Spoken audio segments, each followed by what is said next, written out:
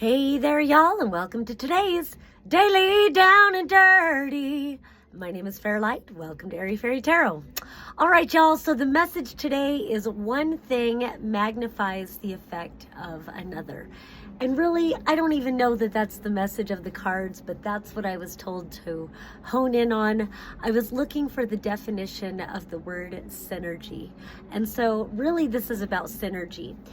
We start out with the Woman of Crystals, which is the equivalent of the Queen of Swords. I really love this deck and the whole crystals thing because while swords represents air energy, and that relates to communication. It's the words we speak, the thoughts we think, the beliefs we operate on, our truth, messages that we give, messages we receive.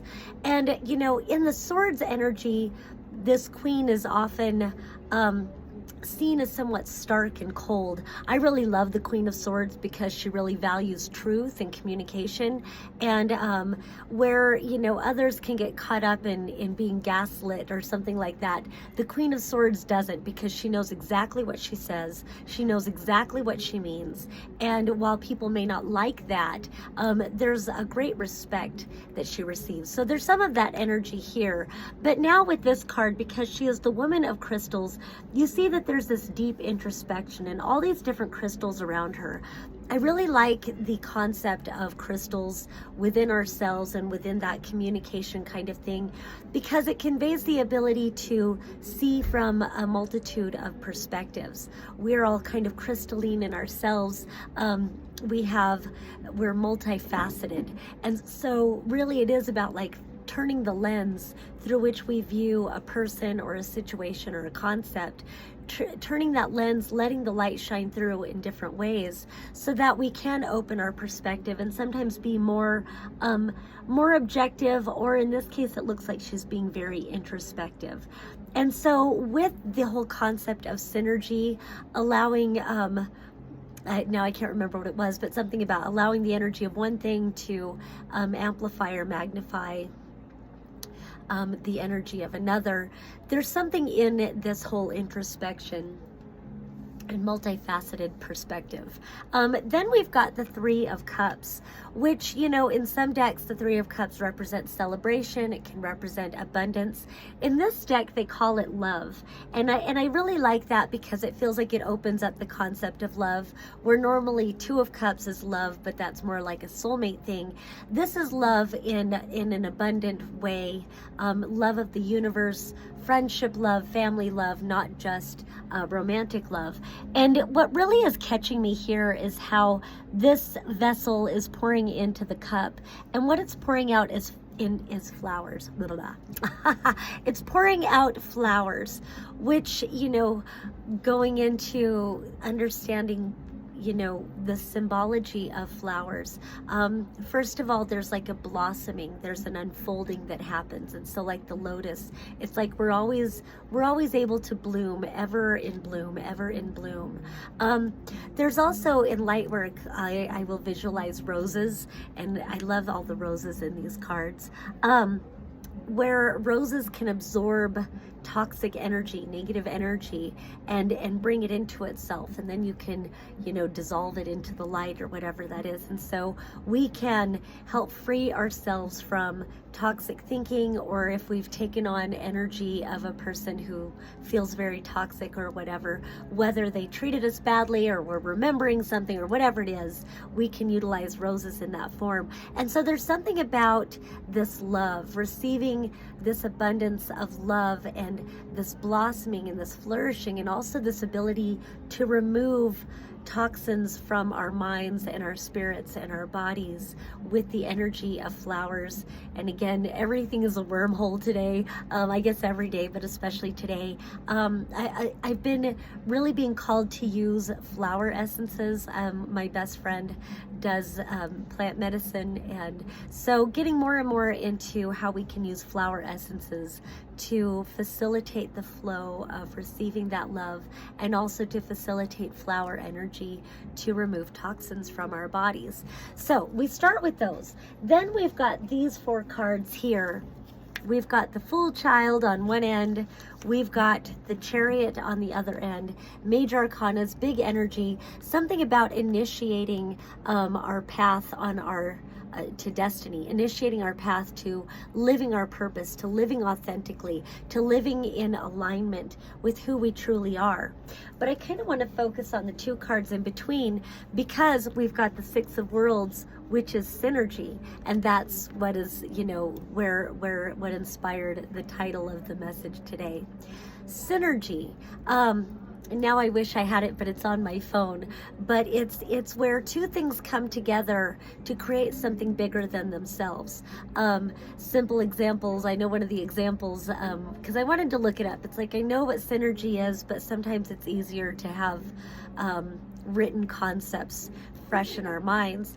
And it gave the example of like an artist, a singer-songwriter type of person, and the synergy that can happen when they find a recording company and how the music can be produced and shared with the world. And so that music becomes bigger than either the singer-songwriter or the record company.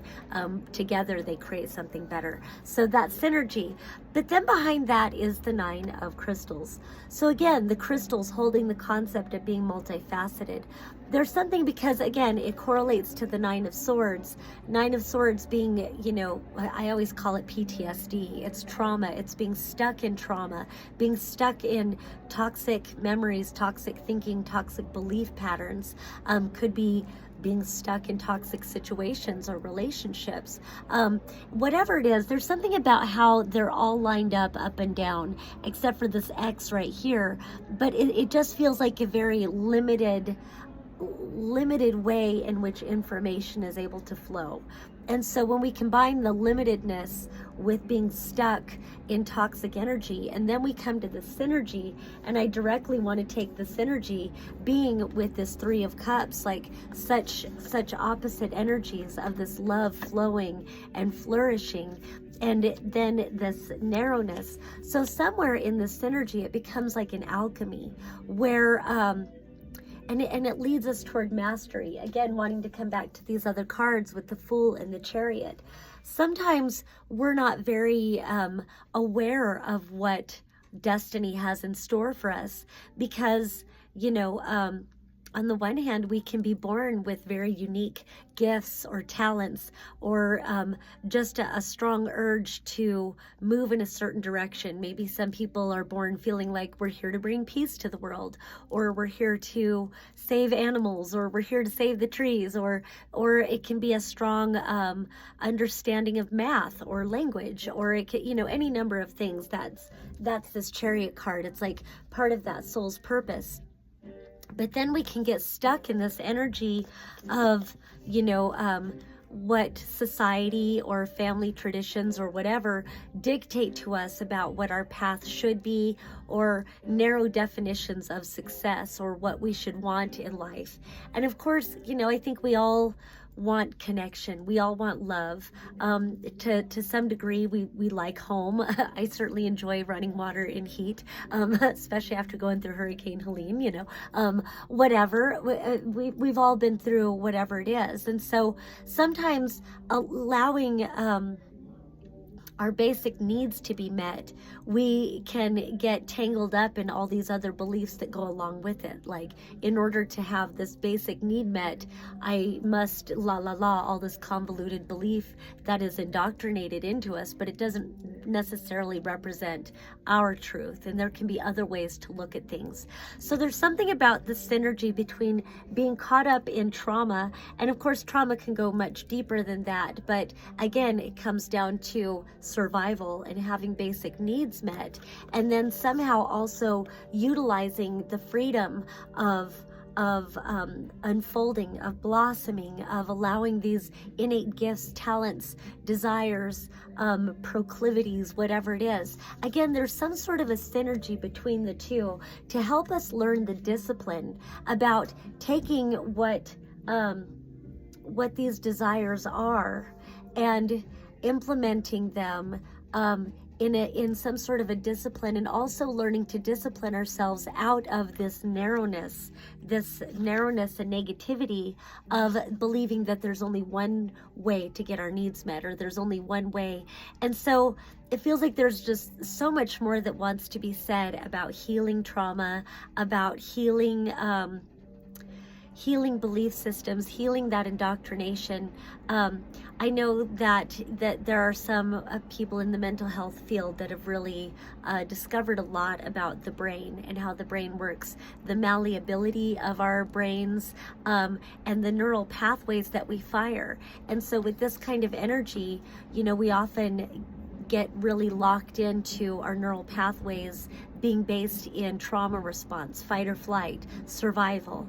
And so really learning to blossom into new discoveries of how our minds work, about how our spirits work, about how when we establish a more visceral connection to the environment around us and connect to people, connect to nature especially, but even connecting to a table or a chair, like establishing a visceral connection, finding your feet, finding the floor. And somehow in that presence, we are able to rewire those neural pathways. We can establish new paths forward where we are more at choice, and we can align more to what is fulfilling for us. What feels like love, and it's about this self-love and setting us free from this narrowness. So somehow, again, there's some sort of a synergy that comes through as we override these. Again, something in me just wants to find a way that the survival, fight or flight narrowness somehow benefits the synergy, that somehow bringing the two together, that maybe we would get caught up in the fantasies of what we would like to do, but we don't really ground it down. And maybe the need for survival pushes us in a more focused way to really harness our natural attributes and make that the focus of how we meet our needs in a much grander way. And then we unfold in greater ways and unfold in greater ways. And so somehow it's rerouting that. And so then I just want to come back to this woman of crystals and this fool child, about this deep introspection and contemplating and learning to receive that love, learning to receive from the gifts that you have to share, learning to receive from what inspires you and fuels your desires, so that you do find the courage to move in these new directions. It's like rewiring those new neural pathways somehow sets our feet, our physical feet on the new pathway to move towards manifesting what we truly can create in this lifetime. And so with this chariot energy, it's like we truly can come into some mastery, and where we are finding this manifestation in our lives, and we are arriving. So allowing yourself to arrive, and then to see where the new adventure takes you from there through this deep introspection. So we're deepening into who we are, deepening into the discovery of what is true for us, and then living that truth unapologetically. So that's the synergy of the message today. All right, thank you so much for watching. My name is Fairlight. If you would like a personal reading from me, that link will be somewhere either below or somewhere. Or feel free just to hit me up in any of the messages that you find me on social media. All right, or if you find yourself in the Asheville, North Carolina area, come on into Instant Karma downtown. It's a one-stop hippie shop. We've got candles, crystals, tapestries, cute fucking clothes, weed. We got all kinds of cool stuff. So just come on in and get a palm tarot or astrology reading from me. That's all I have. Peace and love. Until next time.